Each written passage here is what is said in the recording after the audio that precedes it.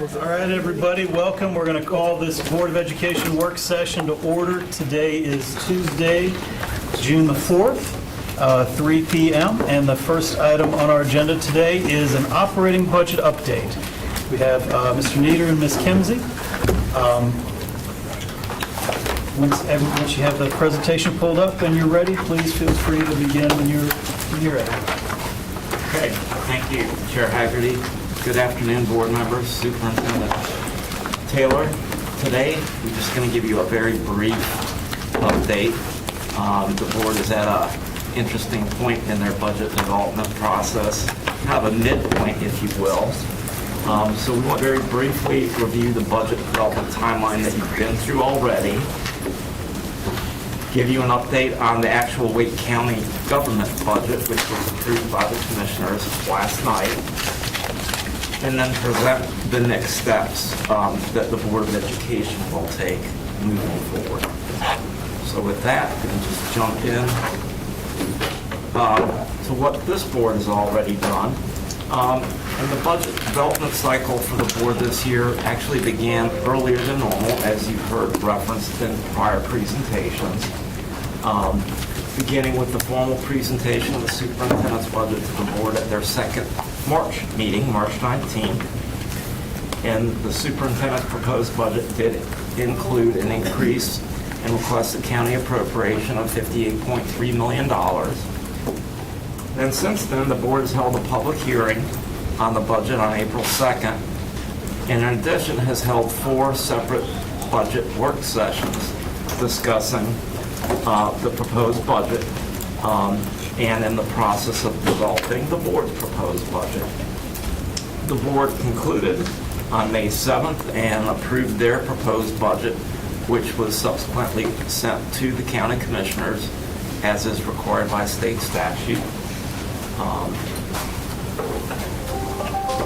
The board's proposed budget went beyond the superintendent's proposed budget, requesting a total county appropriation of $707.5 million, which was an increase of $63.2 million over the current year county appropriation. And the primary changes that the board made above and beyond the superintendent's proposed budget was an increased focus on staff compensation. Again, the point for today isn't to go through the details, but rather an overview. So, just as the Board of Education has gone through a very structured budget development process in arriving at their proposed budget, Wake County has undergone a similar process, beginning with the county manager presenting his proposed budget to the county commissioners. He did that in early May, May 6th, followed by the county commissioners holding a number of both budget work sessions and public hearings, similar in manner to what this board has done in their budget work.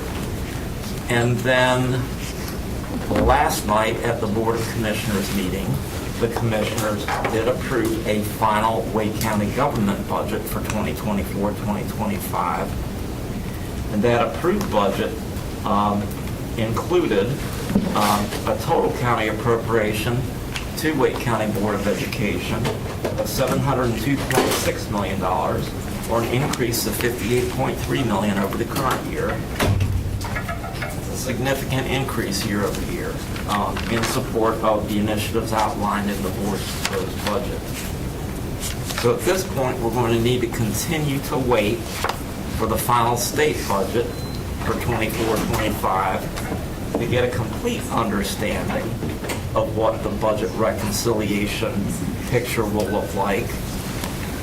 But what we do know at this point is we have about a $4.9 million funding gap between what was included in the board's proposed budget and what is included in the county appropriation. That said, that can change. That number could go up. It also could potentially go down based upon what is in the final state budget. So while staff is working behind the scenes, developing some options, until we know the final state budget, we won't have a recommendation to pull together. And so we're in that kind of wait and see and keep our ears to the ground mode. So that said, at your next meeting, 2 weeks from today, at your actual board meeting, we will ask the board to take action to adopt an interim budget, because we will not have information knowing what type of budget adjustment recommendations to make in a short 2 weeks, even if miraculously the legislature approved the budget in the next week. That will take some time to develop and bring back to the board. So by approving an interim budget at your June 18th meeting, that gives us the opportunity to continue operation. I'll flip up here, the actual state legislation that speaks to the interim budget. But trying to put it in layperson's words, it allows the board to continue to operate, because it is required to adopt a formal budget for the new year before the new year begins. It allows the board and the district to continue to operate in a similar manner to the current year while we wait until we get final information about a state budget. The board can then make, or well, staff can make to the board thoughtful recommendations on budget reconciliation recommendations. The board can consider those, they can make changes to those, and then ultimately at some point, the board will adopt and approve an adopted budget resolution. We're hopeful that that will be sometime towards the end of the summer or early fall, but I believe everyone at the table knows that it can take place much later in the year, but we'll keep our fingers crossed on that. That really is our presentation for the day. We didn't have any more detail, just an update on the process the board has gone through, recent events as recently as last night, the little bit we do know about reconciliation in front of us, and letting you know that in 2 weeks we'll be back requesting that the board take action to approve an interim budget. And with that, Ms. Kimsey and I'll be glad to answer any questions. Thank you, Mr. Nieder. Just to level set a couple of things, the interim budgets that we pass, is that typically just a continuation of the previous year's budget? I think that's a fair way to assess it. Yes, Chair Hagley. Okay. And looking back, and this doesn't have to be, I don't need specific numbers, but say over the past 3 years, generally when we get the state budget, has it moved the needle up or has it moved the needle down in terms of the resources we have to work with? I'd say it's done both in the last 2 or 3 years. I can definitely recall within the last 3 years, maybe 2 years ago, possibly 3, where the final state budget, because of increases in their legislated compensation, actually created a local savings when compared to the board's proposed budget. So I would say both. Okay. It just depends on the specifics of their proposal. Right. Okay. And that's likely where the potential savings would be, is if the legislature comes in with a higher amount, which means for state-funded employees, they're covering more of whatever the board would have otherwise approved in trying to get to, for example, the minimum of $17.75 an hour. But I know too, when they've had some compensation changes, we've become responsible for paying more of retirement and benefits. Yes. So we've had to find money from other areas to move it over there. And I would definitely give us a good opportunity to still point out it's a potential risk that is listed out in the proposed budget of benefit rate changes, because, and Ms. Kimsey, correct me if I'm wrong, but the second year of the state's biennial budget actually included a slight reduction to the retirement contribution. And so our estimates for the proposed budget include that slight reduction. And less concerned about the slight reduction amount that's been included in the board's proposed budget, as much as if there's a significant increase that will require for our locally funded staff, that amount of local funding to be located.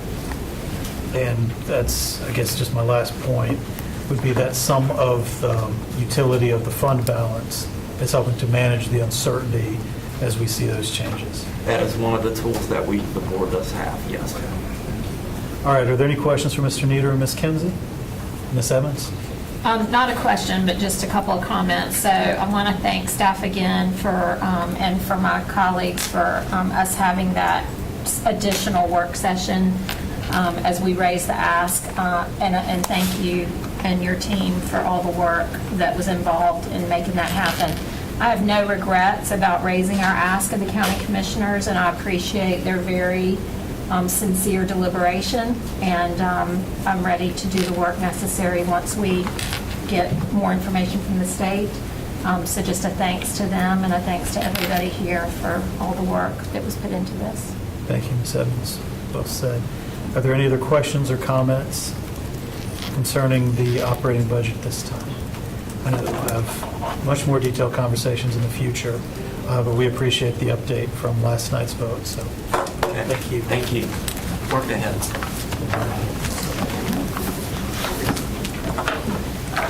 All right, we'll give everyone a second to transition. We'll go to the next item. As we set this up, this is our discussion on the community eligibility provision, CEP, that you've heard us talk about. One of the things that's become really clear, I think, as we've worked this year, has been that we do have some real challenges systematic challenges with our school lunch program. And this is something that, we can't look at the question of the meal increases, say, well, we've decided that, and then push it off a year, and then expect something to have changed. And so, we have some real work ahead of us. I'm looking for opportunities like we have today to talk about the CEP program. We'll have discussions in policy, looking at some of our school lunch policies, and other things that this board will be able to do to systematically look at the program and areas that might change, areas that might improve, things that we can do to overall support the sustainability of our program. I know some of you had the opportunity to meet with officials from the USDA today. I think we'll hear about that at the board meeting, perhaps from the superintendent, perhaps from some of you all. But I hope that this is the start of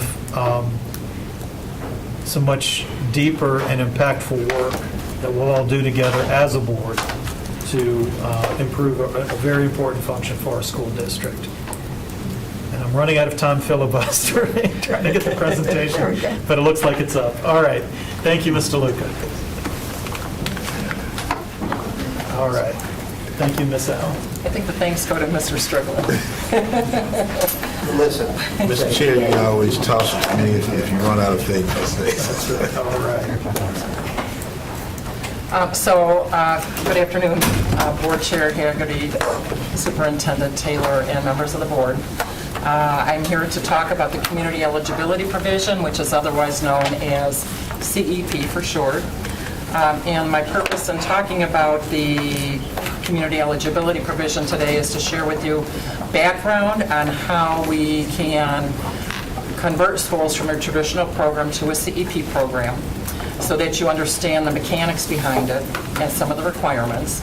And then also take a deeper dive into the schools after I've done some analyses as to those that I think would be good schools for the coming year. So the purpose of the CEP program is primarily to provide free breakfast and lunch for all students, but there are underlying factors that are benefits. Most often recognized is the elimination of the stigma that can sometimes be associated with school meal programs, that they're effectively only for students that might have support need, whereas they're really for all students. They're, as you have heard previously,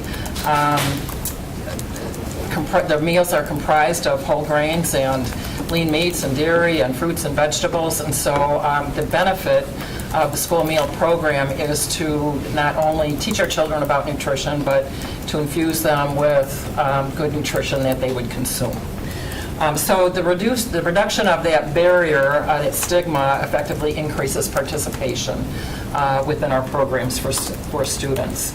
As we know, CEP, just by virtue of it being an allowance that gives us free meals for all students in a school, helps families with their finances. From a programmatic standpoint, there is a slight amount of simplification that we get in terms of our administrative work. Not a whole lot, but a little bit. And then obviously, it eliminates meal charges and, of course, that alternate meal that sometimes students are relegated to when they reach the maximum charge allowance. But I think there's some other things that might be of interest to you just with regard to the CEP program. Locally, the Education Policy Initiative at Carolina, which is through UNC, within the past, I don't know, it's probably 5 to 8 years, conducted a research study on CEP schools versus non-CEP schools. And what they did was they took a subset of the CEP schools and took a look at some factors that they thought might be good for the education institutions, that were considering CEP to determine whether or not there might be other benefits to students. And what they found was they felt that CEP contributes to a much more equitable school culture because it's not a haves and a haves not. There was the elimination of the household meal benefits application. So for those families who are afraid to fill out that form, that goes away. And then, of course, there was barrier reduction, which increased participation and access for students. The data that they analyzed showed that schools that participated in CEP had better academic performance, and so their summary of their findings effectively said that CEP is beneficial for learning and potentially for improved academic success. So there are those underlying factors that might be important when considering CEP for our schools. Having said that, CEP does not come necessarily without requirements. And so to be a CEP school, there are certain things that you must conform to. Number one, you have to use April 1st data. You can't use April 2nd. You can't use the month before. It's got to be that date's data. You may not ask any of the parent or guardians of students in CEP schools to complete a meal benefits application for other purposes, whether they be for other educational purposes. Some of those families do have students in a CEP school and a non-CEP school, and it's okay to ask families to complete an application when they've got a student in a non-CEP school. And then finally, we have to elect our CEP schools by June 30th. If we miss that deadline, we miss the opportunity to expand CEP. So as for those non-negotiable requirements, they sound like a heavy lift, but they're not. They're pretty easy. We've cut through pretty much everything that we've needed to, except reporting our schools to DPI. Now, with regard to the eligibility, there was a recent federal change. It used to be that a school or a group of schools had to achieve at least a minimum of what they call a 40% ISP. That's an identified student percentage. And I've shared with you before what that means. That's the students that are directly certified through the Department of Human Services as recipients for TANF, for SNAP, or that are classified as migrant, runaway, homeless, or foster students. But in September, I believe this last year, the federal government reduced that to 25%. And so as a school system, we can select schools individually as, and it would be a standalone school if they have a minimum ISP of 25%. So how does the ISP get calculated? You take your total students that are identified, and it's divided by the enrollment within the school, and the percentage that results is the determining factor for qualifying for CEP. But in some cases, we've got schools that go way beyond 100% even. Once we multiply that ISP times what they call a multiplier of 1.6, and I'll talk about that in just a moment. But what you really need to know is that just because 25% is the qualifier, that does not mean that all meals are funded at a high free reimbursement rate. It's just a qualifier. So what happens with CEP is you take your ISP, multiply it times the federal multiplier of 1.6. The magic number is 62.5. In that, 62.5 times 1.6 is 100%. If you get 62.5 as an individual school or as you group schools, you can get all the students enrolled in that particular group or that particular school. You can get all of your meals reimbursed at the highest free rate, which is right now $4.37. But if you fall short of that, then it's the ISP times the 1.6. At that percentage that you achieve, you get that higher free reimbursement rate of the $4.37. But all the other meals that you claim for the month get reimbursed at 50 cents. So you see why 62.5% is important. So if you were to serve 50,000 lunches, if you were to achieve 62.5 in your ISP, which is 100% free reimbursement, your revenue would be $218,500. If your ISP was only 50, times the 1.6 multiplier, you would get 80% of your meals reimbursed at the free rate and 20% at the paid rate. So now your revenue stream comes down to about $180,000. So we've gone from 218 to 180. I've talked to you before about how Wake County sits. As a district, we sit around 30% ISP. So if you look at 30% times that 1.6 multiplier, it comes out to 48%. That means 48% of your meals are reimbursed at that high free reimbursement rate and 52% at the paid. Your revenue goes down to about $118,000. So you've just gone from $218,000 down to $118,000. And that's one school. So when you start thinking about how that might affect 200 schools district-wide, it starts to grow. So what we do is we take a look at all of our schools and we sort the schools based on their ISP, the greatest concentration, and I just pluck away at the numbers. And I try to get the groups where I can get maximized and leverage the high ISP all the way down as far as I can go until I've got a grouping that hits 62.5 on average to get us 100% funding at that highest free reimbursement rate. Okay. So on this next slide, just to point out, we have currently 12 schools. Last year we had 7. So we've grown a little bit. And I talked a little bit about our steps in terms of what we do. We passed the April 1st date, and we're coming up on the June 30th date. The most important thing for you to know is that once we qualify and sign schools up for CEP, they're locked in for 4 years.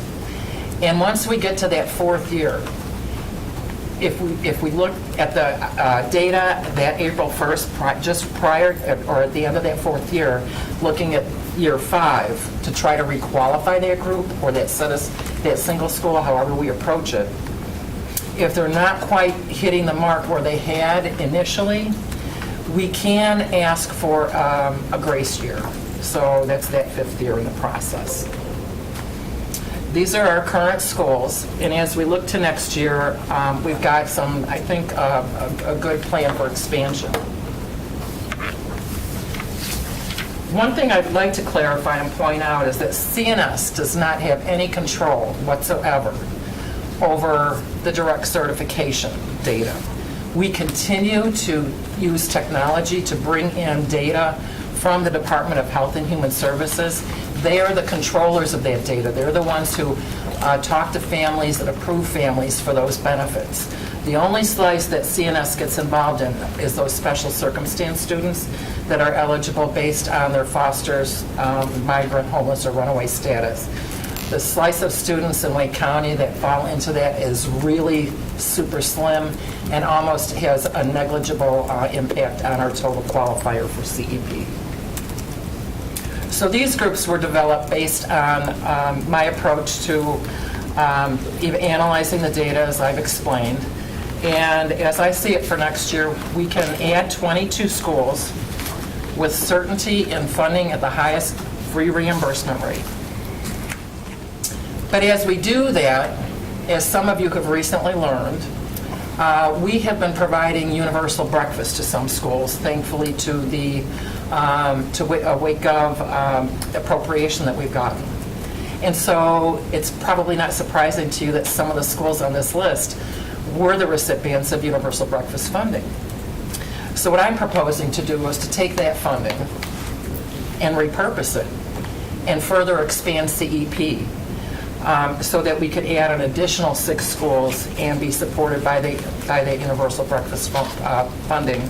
But instead of just providing breakfast, we can provide both breakfast and lunch at no cost.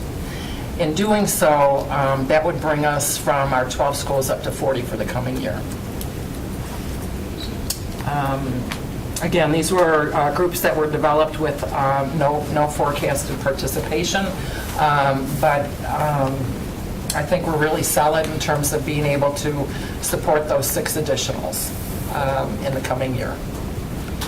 And with that, I would open it up for questions if you have any, or if you'd like to provide any feedback.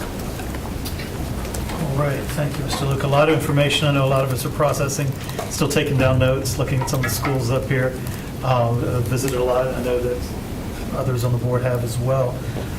Just to start off, does anyone have any immediate questions for Ms. Luca? Ms. Mahaffey?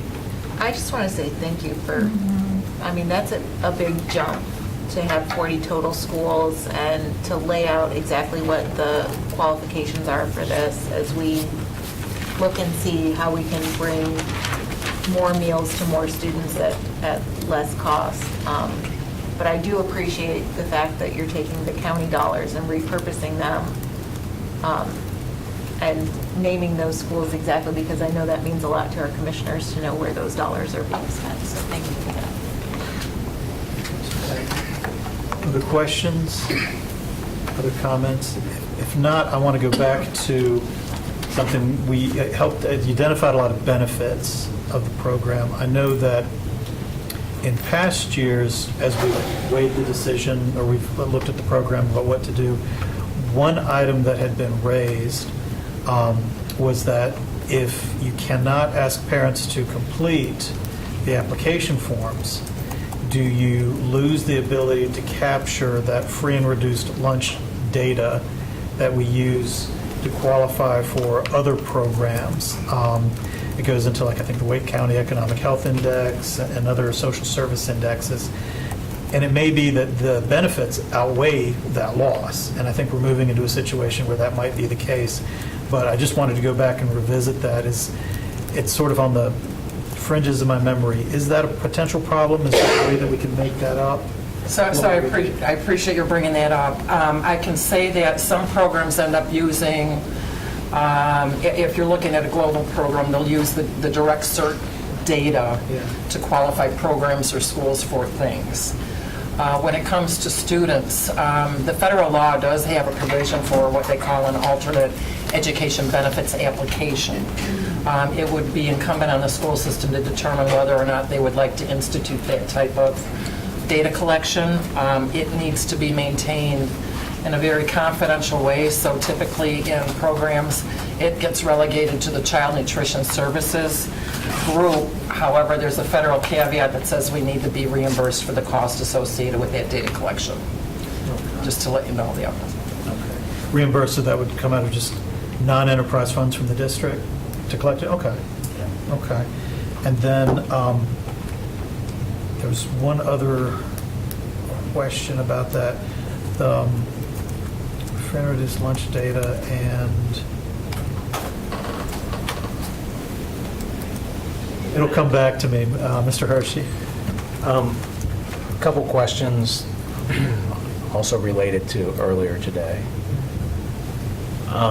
The total cost, I just want to highlight it. I think the total cost that was said earlier at our meeting to cover the entire state of North Carolina for free breakfast and lunch was $125 million, is that correct? $5 million, yeah. So I just wanted to highlight that number, which is a very small number compared to the budget and the surplus that we have currently. The two other items, and the contact, and I'm looking at Ms. Johnson Hostler, USDA said they had somebody who could come and speak. She did. Do you remember?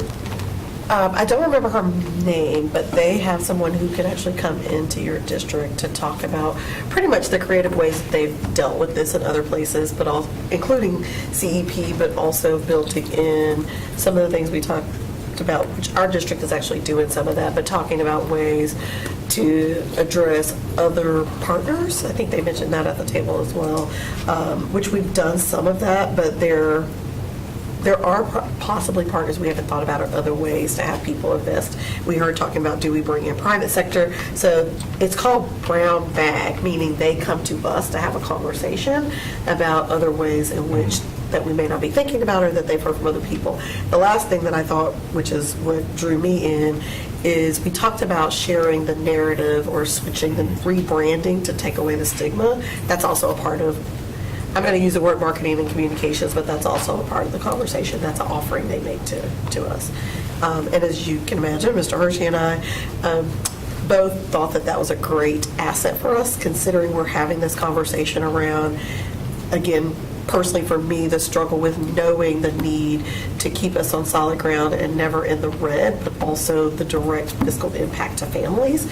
And so I think that's why they actually made the offering, because I tell everyone everywhere that is my personal struggle with how we manage the difficulty of our financial responsibility, but also it has a direct impact on financial capability of families. So I thought that was a great offer. Yeah, and I thought, and as part of this, and for our colleagues who weren't there, I very much look forward, and we look forward to and I'm appreciated that was brought up, an after-action plan. So what would be next for us as a public school system? I want to make sure that my colleagues know that that was a big part of this conversation, and I look forward to the next few months of kind of laying that out. So it's not just one great meeting with members from the USDA. This is the start and the jumping off point for us to do more, to use our collective voice as one of the biggest school systems in the country. Thank you, Mr. Hershey. And then that's just, an invitation to other board members. As we look, we talked about at our retreat, about board education opportunities. If there are workshops, if there are other trainings, other informational opportunities on the subject that you're interested in, please bring them to the board table, share them, and this would be a good use of those limited dollars to get those required educational hours in.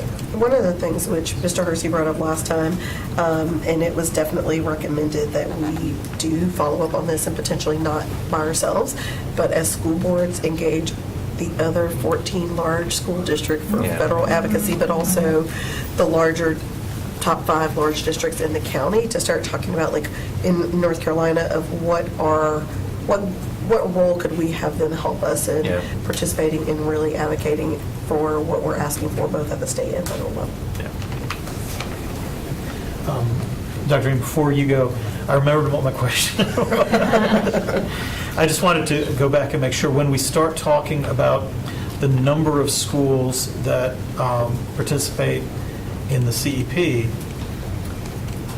are there any impacts on our reimbursements for the rest of the district for the schools that are not participating? Does it change our balance, or is it just a school-by-school calculation? Right. The government does not do an exchange of funds. Actually, the CEP allows us to infuse our program a little bit more heavily with some funding that, like if you were to take our paid meal price right now for elementary schools, $3.25, and you add the 50 cents that we get, right, for the paid meal, that gives us $3.75. But the government's reimbursing a free meal at $4.37. So technically, the government's already saying it takes at least that. So the difference is actually where we've got a shortfall, it's a gap. And the CEP allows us to kind of close the gap on these schools, which is really great. It doesn't mean it's going to take care of all of our challenges, but we are looking at every incremental piece in our operation that we possibly can. So if This I- will help. So if I understand you then, at our schools that might have a lower population of what would be qualifying students, this doesn't impact them negatively, doesn't take any dollars away from our ability to continue to provide meals for those students. Absolutely. It's like you said, it's an infusion for all the students in those target schools. Okay, thank you. Dr. Ing. Yeah, thank you for the information. And, you know, we were talking about the idea of rebranding, and I wonder if there's an opportunity with this infusion of, you know, from the CEP to kind of look at food quality and with the, you know, ability to have a little bit more into, to put into it.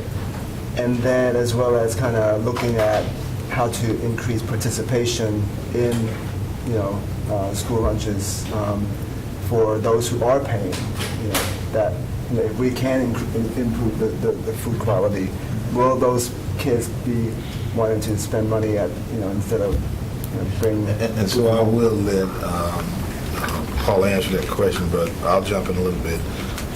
Part of it is when you talk about food quality, that the more profitable the program is, then the more you can put towards the food costs. And so, you know, you will see that residual benefit.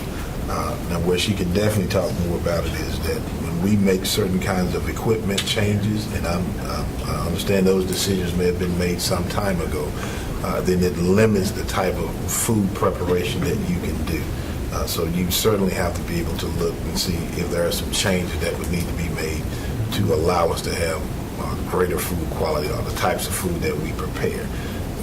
The other end to the CEP program is that when it's no-cost meals for everybody in the school, then that does give you the opportunity to increase participation by all kids. And so now you don't have the stigma who's free versus who's not. Right. And you can have more innovative programs such as breakfast in the classroom or second chance breakfast. And so any opportunity that you have to allow a student to participate at no cost, then by default, I don't want to say by default, there may be some data that will show whether participation went down, but I'd be interested to see that.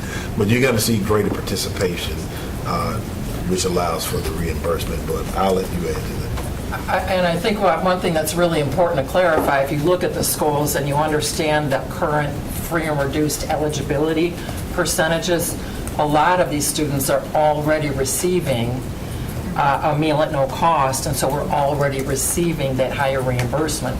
So really all we're talking about is an incremental uptick. It's not going to be like a boon of money coming in that's going to allow us to really super elevate and go from a chopped burger to a filet mignon, right? And when I say that, I think it's important to understand that to really move the bar, it's a lot more dollars to do that. Again, with these schools, a large percentage of the students, since we're already serving them, it's not going to necessarily create significant uptick in revenue production. It will provide an incremental amount, but as I said, these are just little pieces. You just keep picking up the little pieces where you can. And I just think that maybe this is a good grounds for looking at what can be done, and can that be translatable to the other schools? It becomes, so this is 20% of our schools, and to translate it to the other 80%, that's what has to be considered. That's a big bar to move.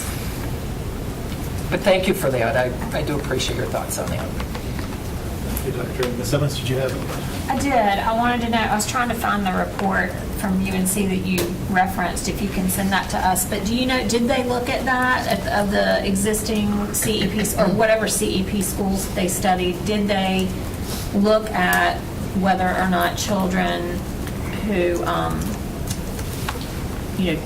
don't need the assistance, did they participate more? Did it increase among, overall? Did they look at that as part of that? I believe they did. They looked at a lot of different factors that are important in education. I think they looked at attendance. I can't say for sure, but I think they might have looked at disciplinary results.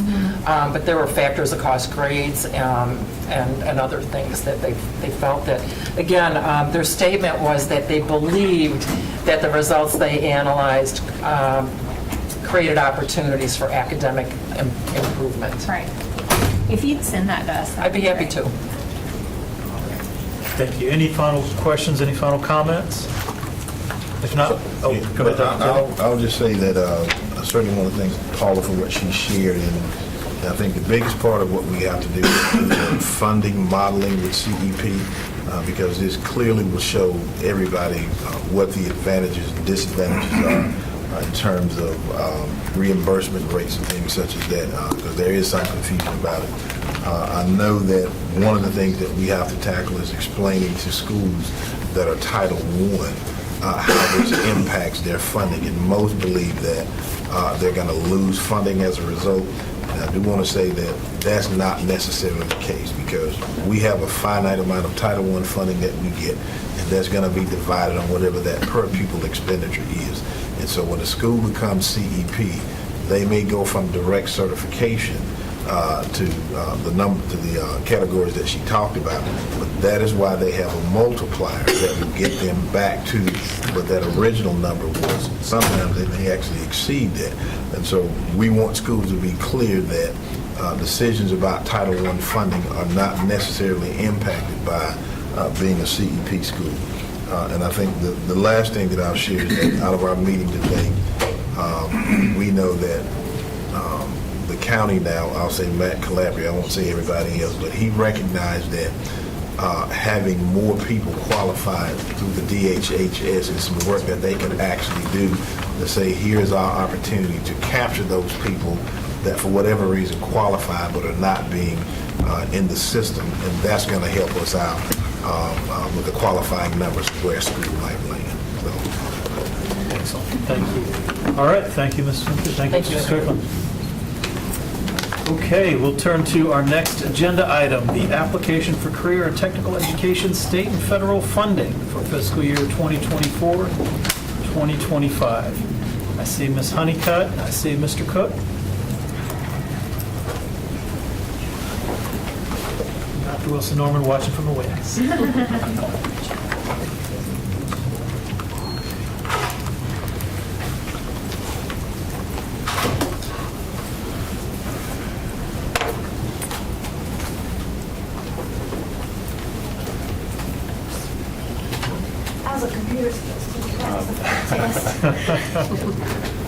Well, good afternoon, everyone. First of all, thank you for the opportunity to share an update. As we've been doing annually now for the last several years on our career and technical education programming in the Wake County Public School System, I think as many of you know and may recall, going back to last year's conversation, each year, each district's career and technical education program is required to develop a local plan for improvement for the subsequent year. And in every 2 years, as required by federal Perkins legislation, I think the most recent iteration of Perkins legislation is version 5 in 2018. Every 2 years, there's a requirement for a comprehensive local needs assessment to be conducted. And we'll share a little bit about that process. What I can tell you, it is truly a comprehensive process. It's one that Ms. Honeycutt and her team and schools across the district lead. It includes a wide-ranging data analysis of student participation and outcomes, but also just as significantly surveys of stakeholders, including students, parents, families, teachers, business, and community members as well. And so every 2 years, that data is used to really drive the 2-year plan that comes after that. And so what we'll do today is provide you a kind of an overview of that draft plan.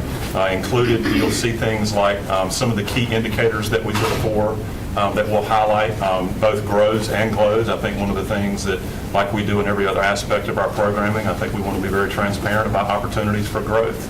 I think we know and recognize, and one of the things that Ms. Honeycutt will point out, the success rates as measured by graduation rates, by even post-secondary employment outcomes for students that are CTE concentrators is higher than their peers. And so obviously the goal then is to ensure that we're getting as many kids into that pipeline as we possibly can, knowing the positive outcomes that programming has for those students in their future trajectory. And so we don't have to go very far, we don't think, to make clear connections with the district's strategic plan when we're talking about graduation rates. We'll talk more about some of those outcomes and the data points that we're tracking.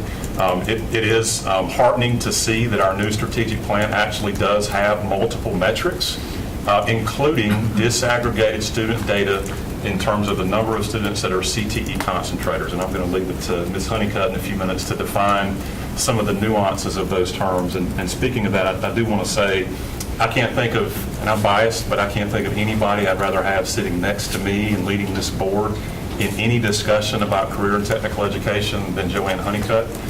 Many of you may know she not only is respected statewide as a former state-level leader that we stole her away from DPI a few years ago, but she's also recognized for the work that she leads nationally as well. And I think part of what we feel like is a beacon for our district is, yes, the participation, the comprehensive, diverse programming that we have, but also the willingness to constantly look in the mirror and identify opportunities for growth and improvement, which is part of what today's conversation is about. And just so you'll know, we won't be asking for any kind of a formal vote for approval of the local plan.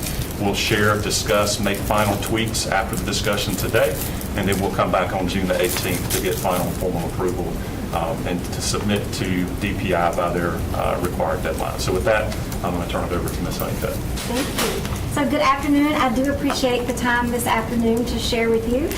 People tell me I'm always very excited when I talk about CTE, and that is true because it's a very exciting thing to talk about. So this graphic is one that comes to us from DPI. We'll go real quickly around clockwise this graphic to highlight some of our successes. You'll notice this is 2022-23 data because it does lag.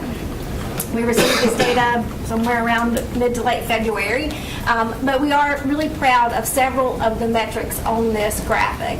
The first one is, as Mr. Cook indicated, the 99% graduation rate for CTE concentrators. That's the on-time four-year cohort graduation for students who are concentrators.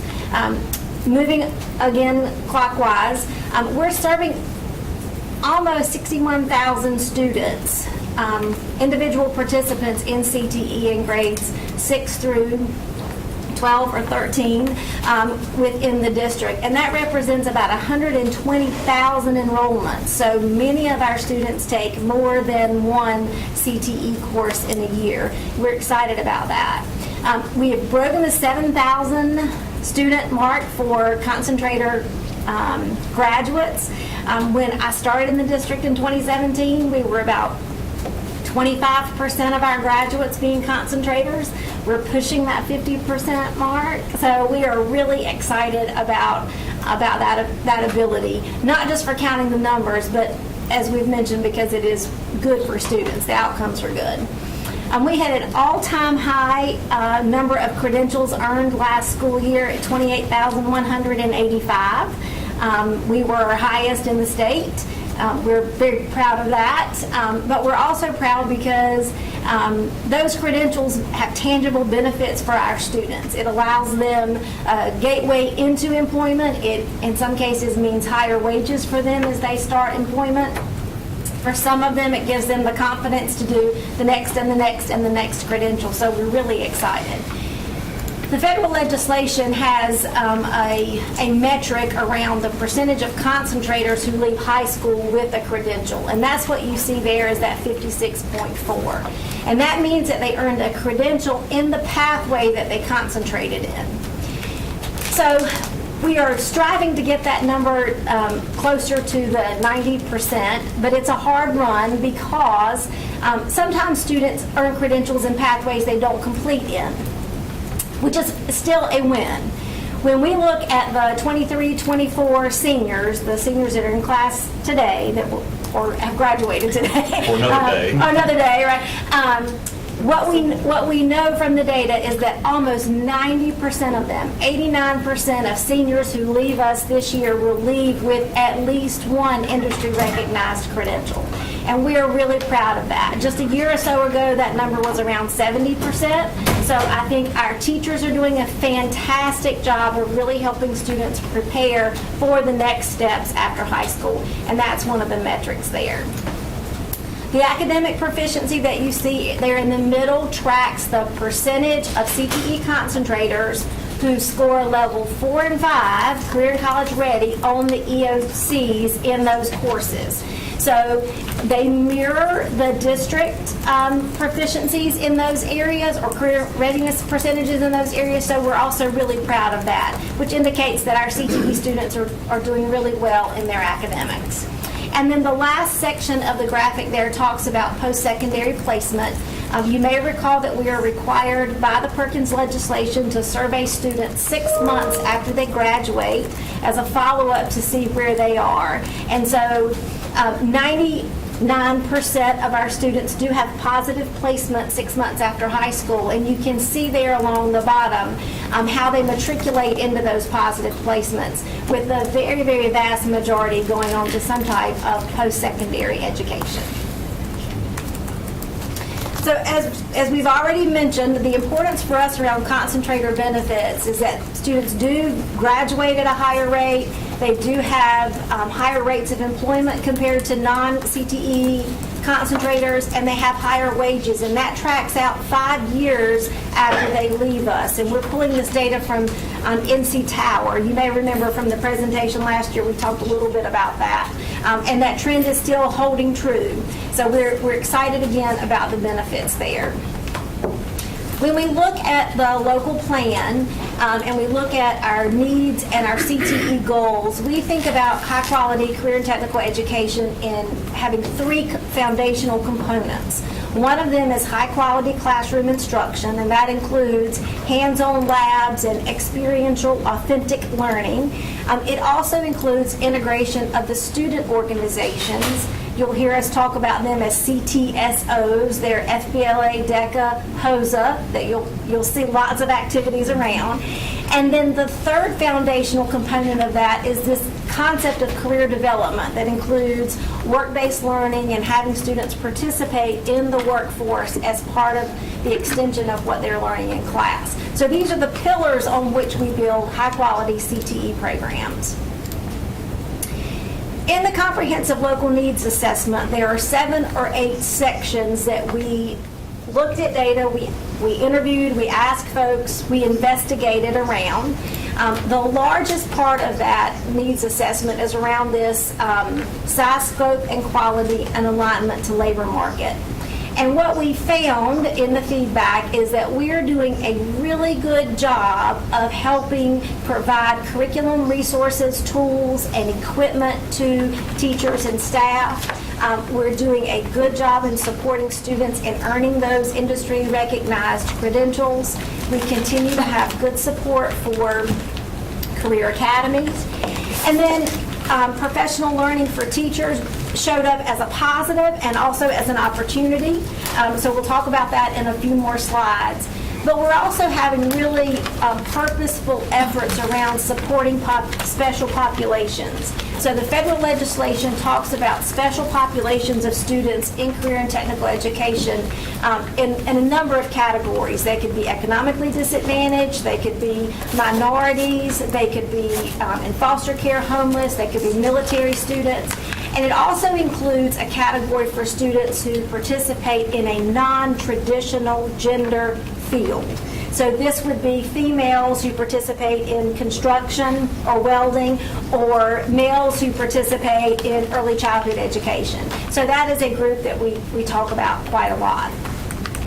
Our local needs assessment this year echoed some of the data that we collected a couple of years ago, in that students, particularly the non-traditional students, really want to see students in their class that look like them, and they want to engage with professionals that look like them. And so continuing to expand and have welcoming environments for those non-traditional students will continue to be a priority and a focus for us in CTE. We continue to grow our career academies. We've had this discussion a lot, and so we have not named our 24-25 expansion yet. We're still finalizing the detail of the next, but we continue to maintain a goal that all of our comprehensive high schools will have a career academy, and that it will reflect the student demand, but also the economic area around and close to that school. As a reminder, the career academies are just smaller learning communities that have academic and technical learning around a career theme. So they might be health science career theme, they might be IT or Adobe career theme, but we find that there are benefits to students in those career academies, expanding opportunities, that close-knit and belonging for those academy students, and that's why it's been important to us. Student organizations are, as I mentioned, a part of the work that we're doing. We set out several years ago to provide and support affiliate memberships for those organizations that allow us to do that, which means that students do not have to pay to be members. The district is covering that for them. We are continuing to procure and make available aligned resources. We made the decision with your support a couple of years ago to pay advisors stipends for pay teachers to be advisors for these organizations, because it does take a lot of time outside of the regular school day to support students in that way. And of course, providing the travel as they compete. Career pathways, we continue to think about, again, along the continuum of work-based learning that starts from career exploration in middle school, that goes all the way to skill development in high school, and the work-based learning and apprenticeships. And so continuing our career development planning through Major Clarity, making sure that we're doing a good job promoting career pathways and having staff that support career development at the school level. One of the items that came out of our local needs assessment was that we needed to do a better job helping families understand the career pathways and having ready access to what was included in the career pathway and what schools offered those career pathways. So we're looking at some tools that would make sharing that information easier. You guys are familiar with our SHED event and some of our career development events, such as Great Exploration, Extreme Beginnings. We added this year some sector-specific symposiums for students, and we did this in partnership with a lot of great folks. But again, thinking about the special population students who may not have as much opportunity to see professionals in their family circles or social circles, we wanted to be able to bring them to a place where they could see professionals that look like them and where they could focus on those career interests that they might have. So we did an agriculture symposium. That was one that we did. We had a STEM symposium. We had a public safety symposium. And we partnered with ACE Mentoring to do trades and construction symposium. We've got some of those that will repeat this coming year and some new ones that we're adding as well. Recruitment, retention, and training of teachers was the lowest scoring section of our comprehensive local needs assessment. And I will tell you that I think many of the reasons that it is hard to recruit and retain teachers are things that are outside of the power of our influence and control.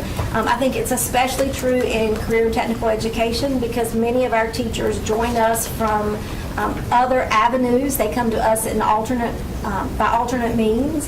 They have wicked skills on the technical front, and then they learn to be teachers. But that makes them highly sought after, even after they become teachers, to go back to industry. Folks really like to call them back. And so it is a challenge to recruit and retain them. So some of the things that we've been focusing on and will continue to focus on in this next plan are how we are supporting and expanding support for new teachers. As we think about those folks who walked out of a company on Friday and into a classroom 2 weeks later, what have we done in the meantime to help them be ready and be successful? And so we have instructional specialists at the district level that do a lot of coaching and hand-holding, and here's how you find these things. We're using our district PLCs to help those folks feel like they are in community because they are likely the only person in their building teaching that particular subject or content area. There are other CTE teachers there, but no one else that might be teaching computer engineering, technology, or foods. So those district PLCs are also a really important part. Our professional learning, we are planning to think about what is needed just in time. How can we help teachers leave professional learning with something they can put to use the next day in the classroom or the next week in the classroom? We're also really leaning heavily on providing leadership opportunities to grow the teachers that we have. How can we help them become better leaders across the district, giving them responsibility and leadership around the curriculum, but also around the student organizations, and really growing them as individuals as well.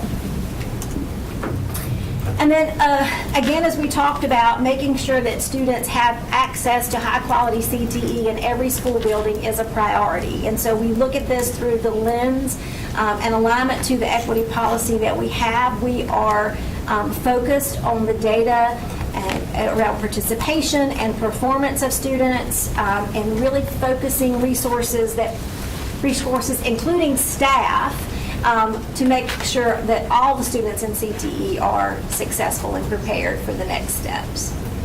So I'm happy to answer any questions that you might have around the plan or the process for the comprehensive local needs. All right, thank you, Ms. Honeycutt. Questions, comments? Dr. A? Thank you so much. I'm sure that you're very excited to know that our Teacher of the Year this year, right? I am. Yeah. I should have had a big picture of Mr. Berglund up there. My question for you is, what kind of measures are you promoting CTE in the middle school years to kind of get people prepared for the high school? Yeah, that's a great question. We have subscribed to the philosophy that career and technical education in middle school should be exploratory. And so our focus has been to bring as many different pathways and experience to middle schools as we can do at quality so that students get a taste of that. So one of the examples, and you'll see in our budget for the plans next year, are bringing in some modules and labs that allow teachers of different licenses to expose students to those.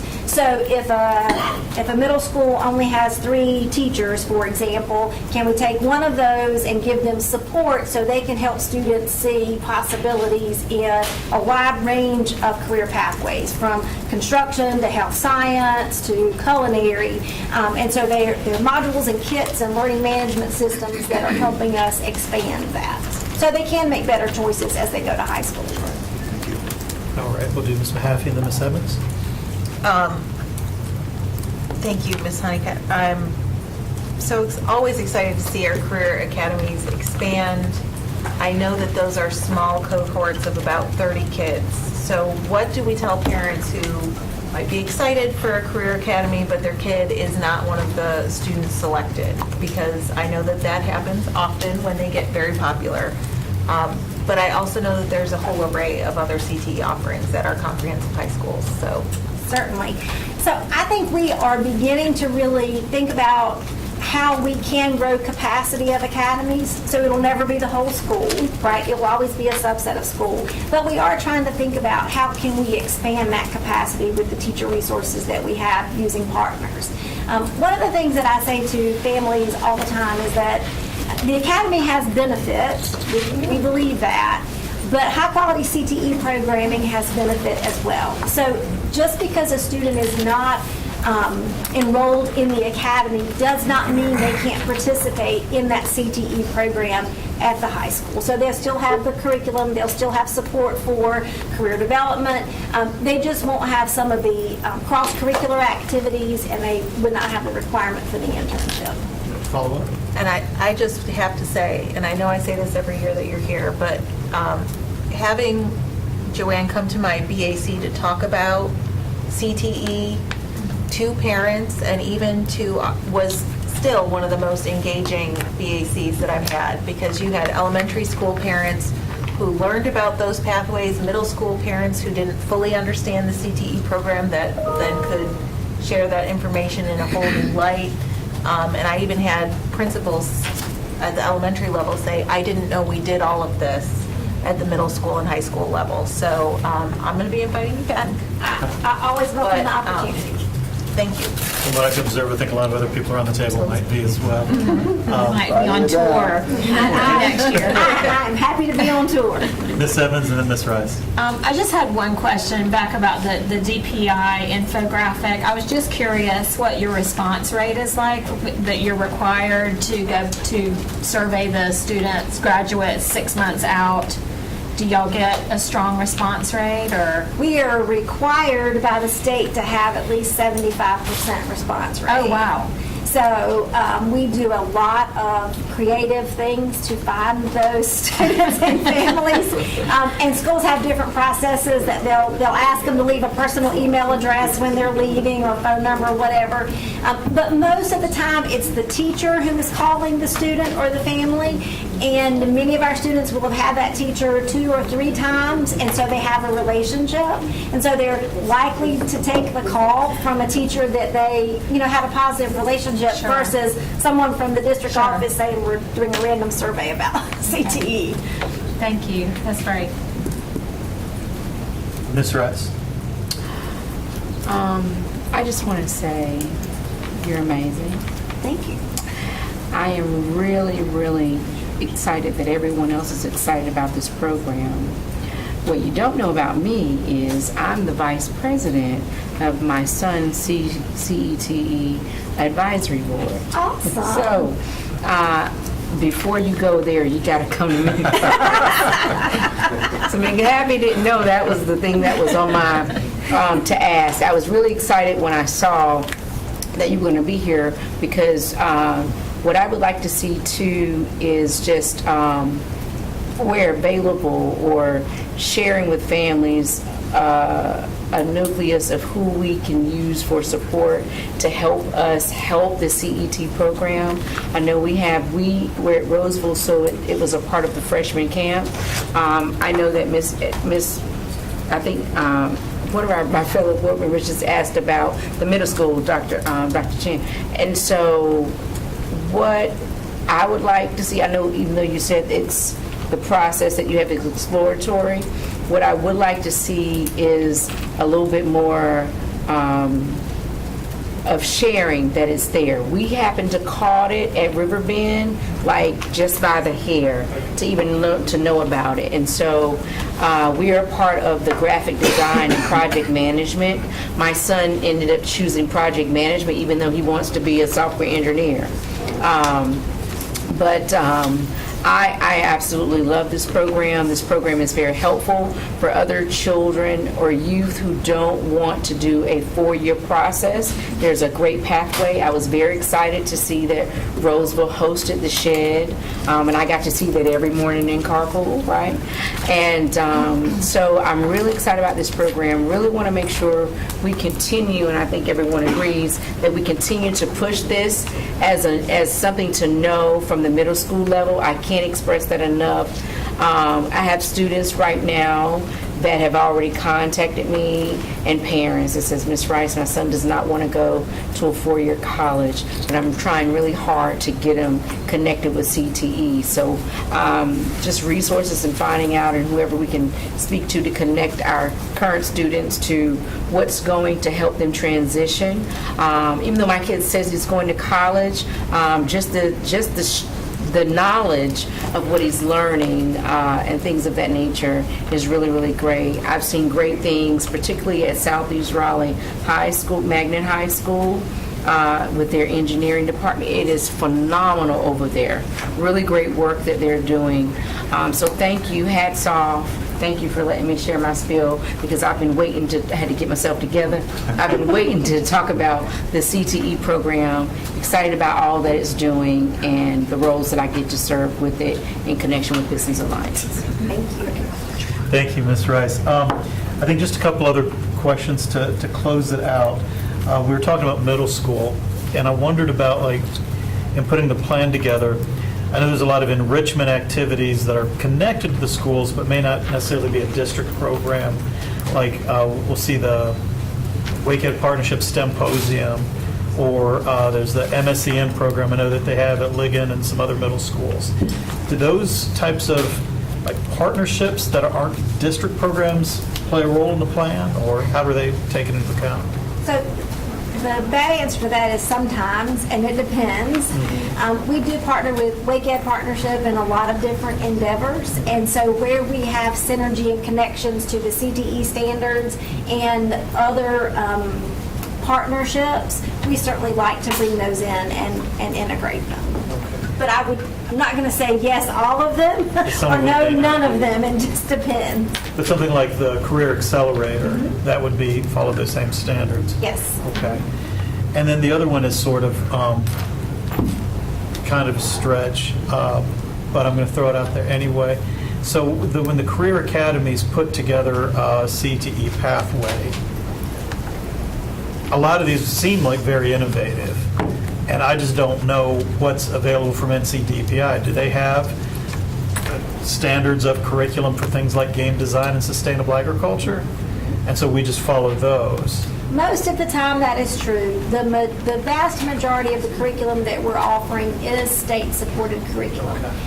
But we do have some local course options. So when we get ahead of the state in terms of an identified need from a partner or an area industry need, then we go to the state and we say, we would like to offer this course, and then the district identifies the standards and the resources, and we partner with business folks to do that.